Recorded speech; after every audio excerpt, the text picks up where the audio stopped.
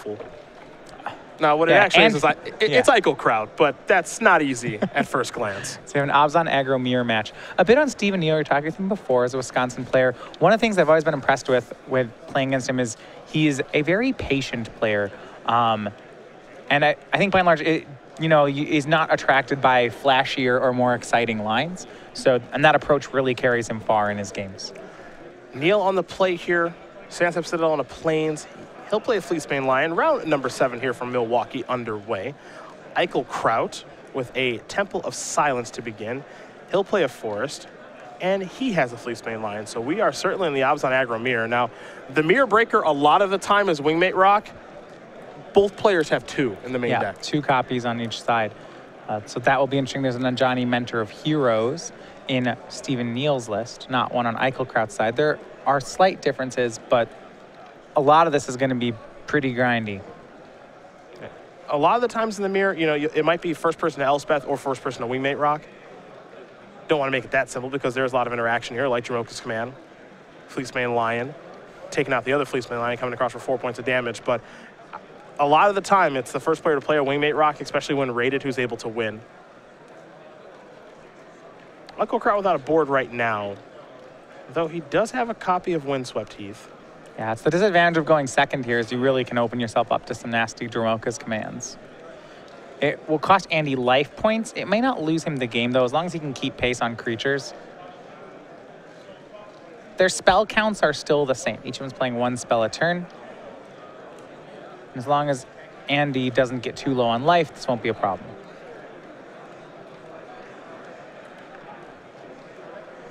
For Eichelkraut, we might see Anafenza here.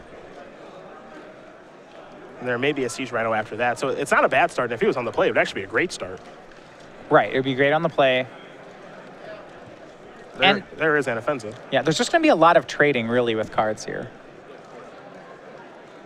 Case of Koilos, the draw here for Neal. He'll play an Urborg, come across in the red zone.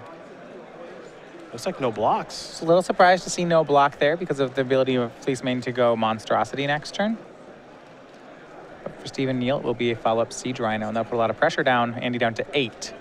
Yeah, I guess the question I have here from Eichelkraut is if you're not blocking Fleecebane Lion there, what are you looking to accomplish with the Anafenza? That's the concern I have because right. I would have wanted to see things trade. Is it going to get any better than right now? The worry that your opponent would have a combat trick. I mean, it will still cost Steven Neal his turn to play whatever combat trick you would have. Here's a Siege Rhino to set the life totals back where they were, 11 to 20. So back to Neal we're going to go. Hangerback Walker the draw. Caves of Koilos the land. And you see Steven just going to kind of shrug the shoulders and say, yeah, I'm getting in the red zone here. If you want to block my Fleecebane line, I can make it monstrous.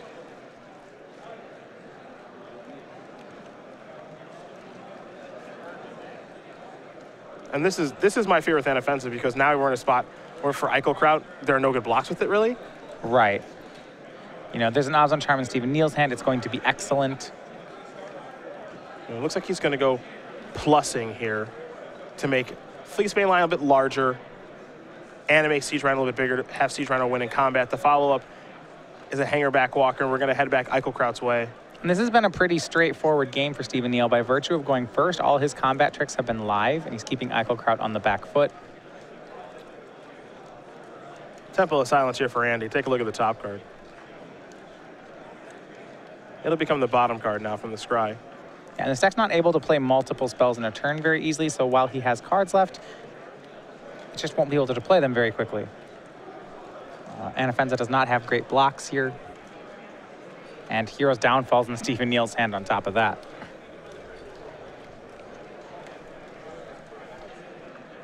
I do like how he's positioned his counters so that even through a kill spell, he has Andy dead this turn. 2 5s into 1. As opposed to, say, a 6 a 4 into 1 wouldn't do it. There's Hero's Downfall. Get Anafenza off the battlefield. All right, team swings in. Yep. 1 kill spell won't do it. Can Andy do 2? He cannot. Steven Neal going to win game number 1 here over Andy Eichelkraut. The Obzon aggro mirror thus far does go to Neal as he is up a game. We'll take a look at the sideboards here and what looked to be pretty similar deck list. I've got a Glare of Heresy, 2 Tragic Arrogance, 2 Herald of Torment, 2 Duress, 2 Self-Inflicted Wound, an Ultimate Price, 2 Elspeth Sun's Champion, and 3 copies of Thoughtseize. I think Elspeth, the clear-cut favorite here. Yeah, Elspeth is great in this matchup. Both players want to be in a spot where they are playing a slightly bigger game plan than their opponent, ending in Elspeth. So we look at the sideboards, they have similar cards on each side. Elspeth Sun's Champion, Self-Inflicted Wound, Tragic Arrogance. I believe we'll see this coming up from both players. Yeah, as I said, very, very similar deck list, similar goals in mind with Wingmate Rock and Elspeth and getting off the fast starts. And the die roll does play a role in things here. So Eichelkraut will be on the play for game number 2. So we'll see if he's able to take advantage of that. Yeah, absolutely. We said that before. Andy, or rather Steven's Dromoka's commands and Obs on Charms were just so much better that game by virtue of going first. Well, these players will sideboard up and get ready here for game number 2. In the meantime, we will talk about Star City games and the very popular game night promotion. Every week in September, you get the Kraken if you'd like, if you do play in your local game night. Now, it's too late to get signed up for this one. However, if you do want to get signed up here for the next couple of months, you can definitely do that. In October, we've got the Hippo, our favorite, at least my favorite, even though I am coming around to our November promotion here with the Otter von Bismarck. If you'd like to go and pick that up at your local store or get signed up for game night, StarCityGames.com/game night is where you can find more information, or you can contact one of your Star City Games organized play representatives. December will be out soon enough because September's almost over, and it'll have a bit of a holiday feel for you. It's actually, I say this a lot. Maybe it's because I just get stuck in airports all day, but you know, it's almost October, which is truly horrifying. Where is this year gone? Yeah, it's like well, we had our season 3 envy already. If that's how, if you want to pass the time that way. Well, I just like I have a very, very vivid recollection of us covering the Players Championship. And now it's coming up again. Yeah, like it wasn't that long ago that we were covering those matches and crowning Brad champion, and you know, it was a great tournament and we all enjoyed ourselves, and it just, you would think that that was a long time ago since it was like 9 months ago, and it's like, no, just the next one's almost here, and it's just crazy to think about. You know, we're going to be through September here in a second because we've got this tournament. Then the pre-release is next weekend where there's no show on the Open Series, and all of a sudden it's Indy and then Battle for Zendikar here. Like, right. Battle for Zendikar spoiler weeks didn't even felt like they took very long. Yeah, suddenly the whole set's out. Yeah, it's just, okay, it's all here. Yeah, rotation definitely snuck up this time of year. And rotation, with the way it's going to do, like the changing schedule now too. So it's going to make it feel like it's even faster. Yeah. The new schedule is great, to be honest. I do like that. No, I like it a lot.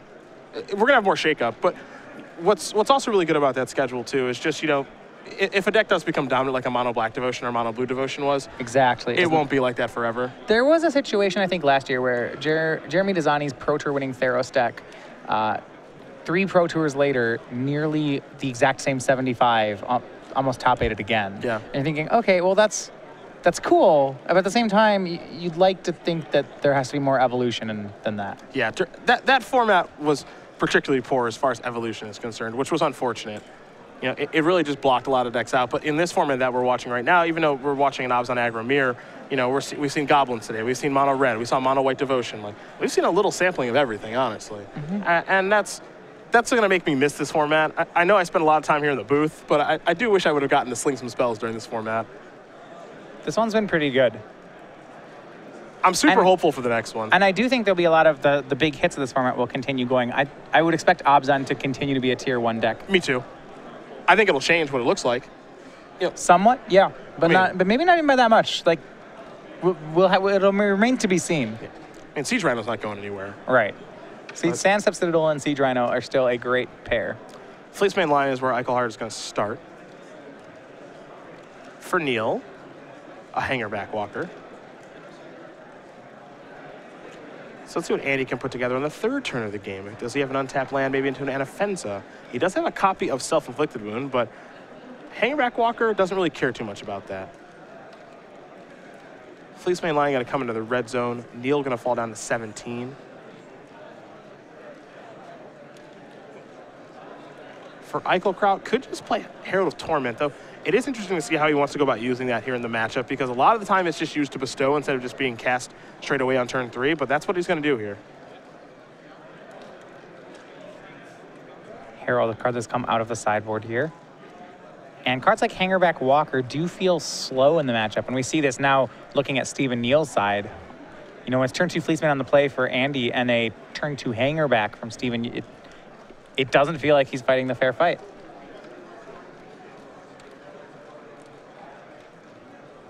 Steven just going to pass the turn back. It's a really unfair fight now because he doesn't have a third land.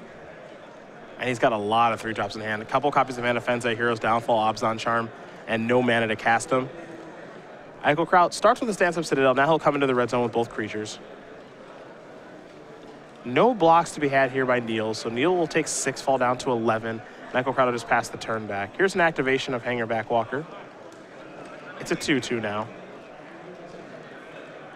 Eichelkraut with Hero's Downfall at the ready. We'll see how he wants to go about using this, because he could have played Hangerback Walker this past turn and elected not to. Yeah, on Steven's side, draws up to an 8th card, is going to have to discard.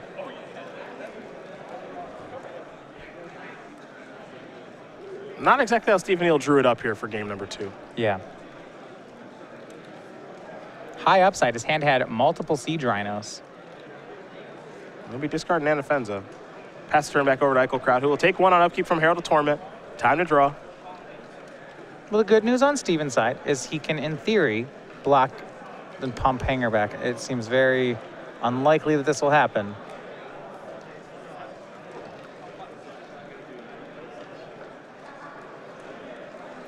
And Hero's Downfall. And he's so far ahead that he can afford to make this play. Yeah, 2 Thoppers are going to be made here from Stephen Neal because Hangerback died. But as you mentioned, he's so far ahead that he doesn't even mind this being the case. Neal will draw a copy of Caves of Koilos. And that's a 3rd land, which is certainly helpful, but with 2 Pain lands out there and already at 8, he is not going to be able to cast very many spells this game. Yeah, check quick on Andy's side for Urborg. Doesn't show one. So casting colored spells comes at a big cost for Stephen Neal. Anafenza, for example, right now would be 2 damage. Same thing can be said for Obzon Charm. Heck, even Siege Rhino would be really, really tough to cast. Doesn't have a 4th land, of course, but it would be a painful one.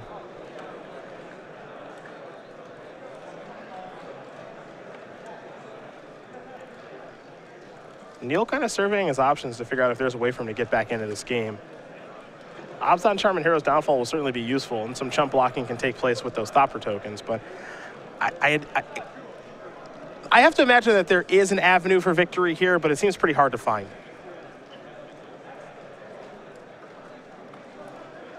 Because you almost want to start by just killing Fleecemane Lion so you can take the monstrous ability off the table while Eichelkraut is tapped out.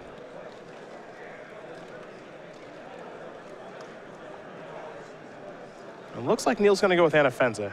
Take 2 to cast it.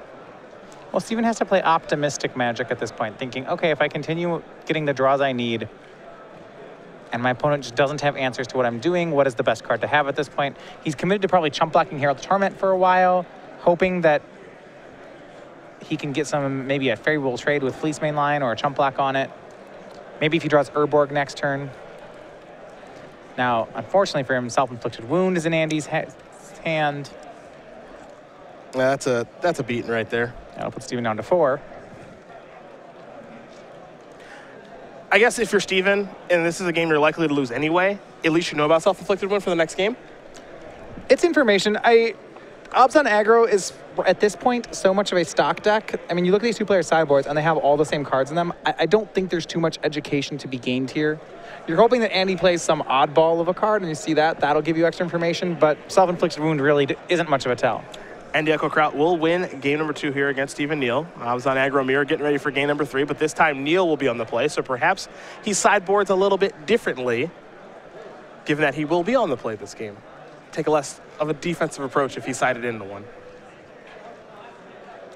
Being on the play is clearly pretty important in this matchup. I don't know if it's as big of a deal as it is in some other matchups, but in this matchup, it definitely plays a role. I think almost certainly.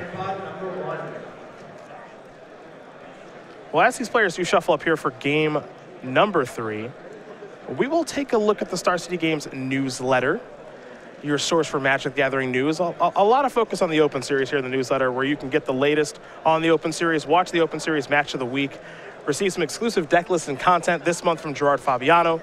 Catch up on all the event results and get an exclusive Cardboard Crack comic. Best of all, it's free to sign up for StarCityGames.com/newsletter for more information about that.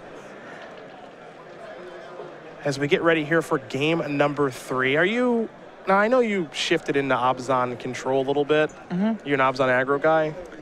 No, I mean, as far as like what I would like to play, or do I think it's a good deck? Would you play it? I'd rather try to beat Abzan aggro than play Abzan aggro. Okay. Is there a good way to go about doing that? Abzan control's a start. Yeah. Which is a similar deck but going bigger.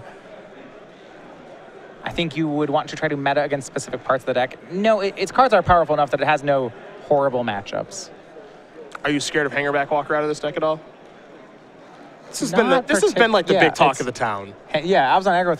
Hangerback Abzan aggro is very good. I mean, it depends what strategy you're on as whether or not you're scared of Hangerback Walker. We saw the blue-red mill deck play against Abzan aggro, and I would say that deck is definitely not scared of Hangerback Walker. Yeah, I think that's a huge appeal to that deck. Out of Abzan control, Hangerback Walker is certainly more of a concern. Yeah, Hangerback Walker really after the Pro Tour became a really big deal. Blue-red Thopters, I think, had a lot to do with it, but then people just started trying it and everything, and a lot of hype about it. And I'm not saying it's bad or anything. I think it's actually quite good. We're going to see it for quite a while. I don't know. It feels like a kind of an unnatural fit in this deck to me. Hangerback? Yeah. I don't know why. Yeah, I mean, I think we saw it that game where you had a 3/3 facing off against a 1/1, and it seems weird that your 2-drops would be this 3/3, which is predicated on just being very big at its mana cost, and then a 1/1 for 2, which is a very small creature. That they'd go in the same strategy seems counterintuitive. Because if you look at that game, what did Hangerback Walker do that game? Not much of anything.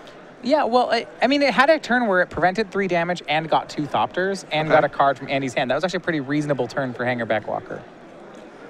But I guess if that's the best it can be, in this matchup, maybe that's the best it can be, which is not all that great. But in other matchups, perhaps it's a lot better. It forces Andy to Hero's Downfall, which I don't think is the card he'd want to spend that on. Okay. That's legitimate. Because otherwise he really couldn't let Fleecemane Lion trade with Hangerback there when they're both 3/3s. That would be horrible. Yep. They'd trade the 3/1/1s with then gang block the Herald of Torment. And that would probably be lights out for the game.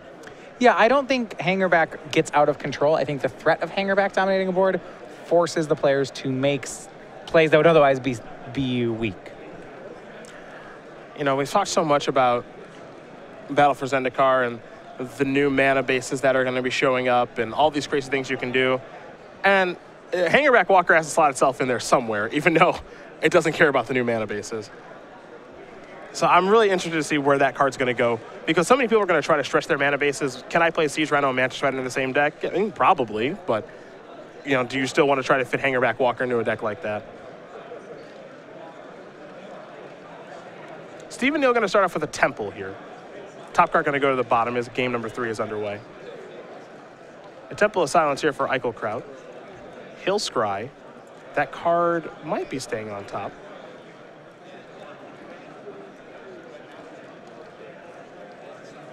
And it looks like it is.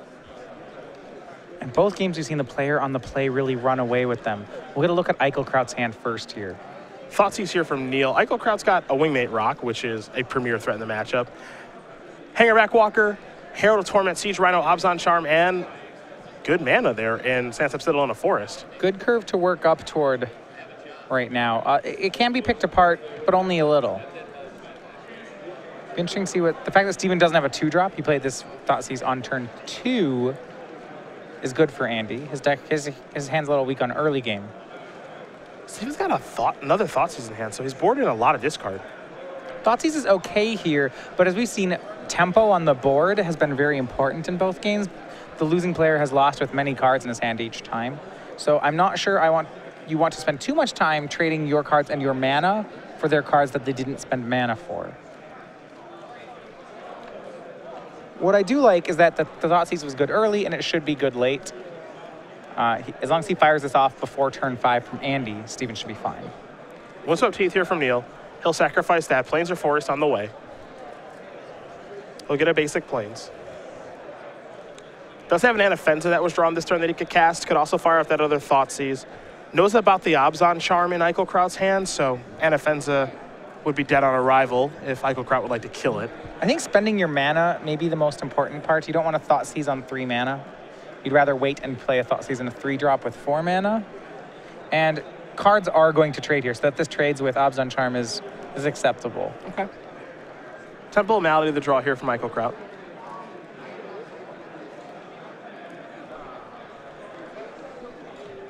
There's a basic forest.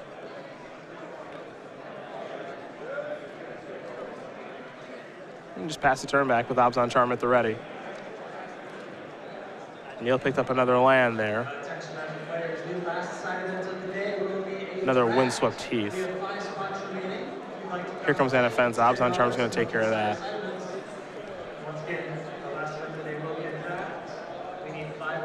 See if Neal wants to fire off this Thoughtseize now. He'll start by sacrificing Windswept Heath.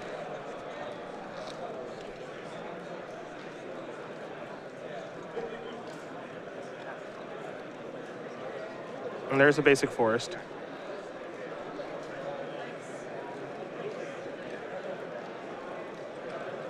Perhaps a Siege Rhino on the way. Could also just be Thoughtseize and morph Den Protector.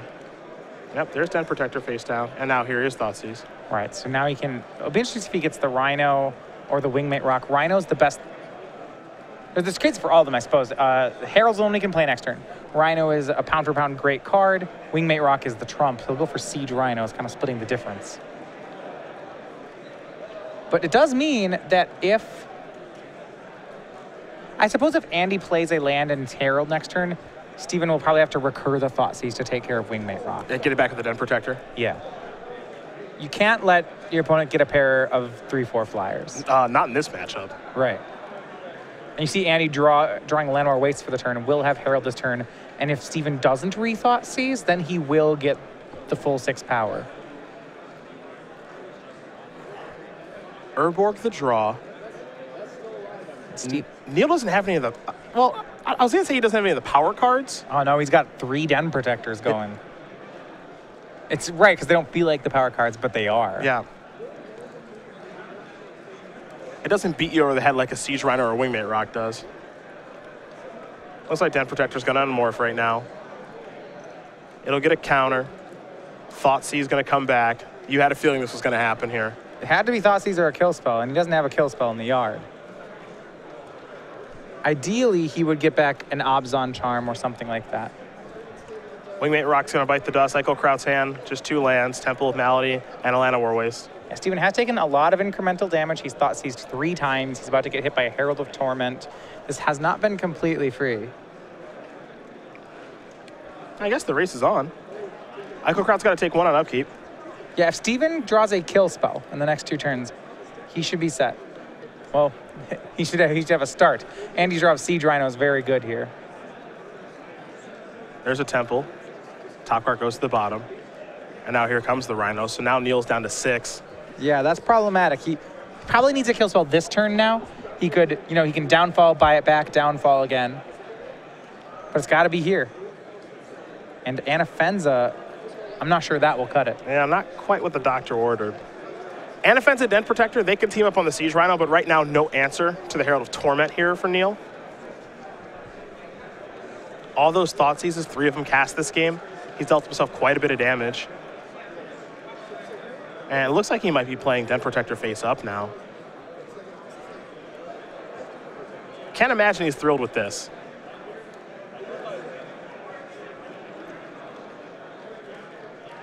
I think it's reasonable to do so. And he will. Well, Eichelkraut's got a lot of ways to just win the game this turn. Siege Rhino would do it. Another Herald. Another Herald.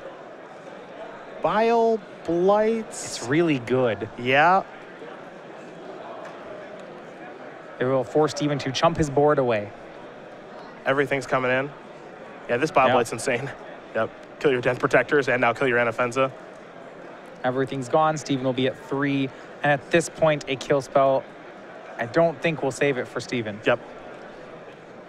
He may be drawing dead. Yeah, I don't think there's a card. Like, Tragic Arrogance doesn't do it. Llanowar Waste certainly doesn't do it. And Eichelkraut's going to win this match here over Stephen Neal, 2-1. The Obs on Aggro Mirror goes to the player on the left. And for Eichelkraut, on the 6-1 there with some timely draws, and was a pretty close game. Well, we saw Steven with a Den Protector heavy hand, and that can be very great in the mirror as long as you have a kill spell to recur with it. The problem was the only thing he could recur was Thought Seizes, which was very good at answering Andy's hand, but it could not answer the one creature Andy resolved, and it couldn't answer the top of Andy's deck. Congratulations to Andy Eichelkraut on his win. Moving on to 6-1 here with 2 rounds left to go. At the very least,